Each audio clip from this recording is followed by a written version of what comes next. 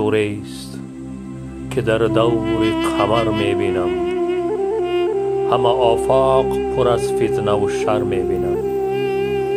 هر کسی روز بهی میطلبد از ایام، علت آن است که هر روز بدتر میبینم.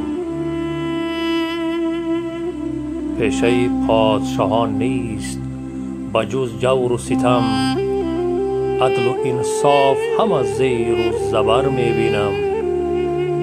شیخ و مفتی همه مختصبا قاضی را، این همه در طلب نقره و زر میبینم.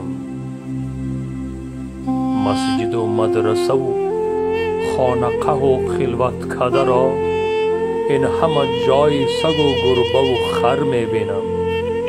ابلهان را همه شربت زیگلاب و قند است، قوت دانا همه از خون جگر میبینم. اسب تازی شده مجروح به زیر پالان، طوق زرین همه در گردن خر میبینم.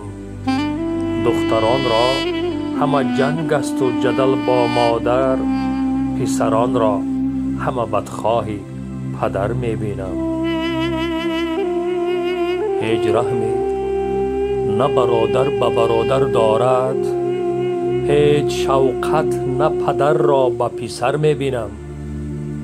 پند حافظ بشنو خواجه بیرو نیکی کن، که من این پند به از دور گوهر میبینم. خواجه حافظ شیرازی.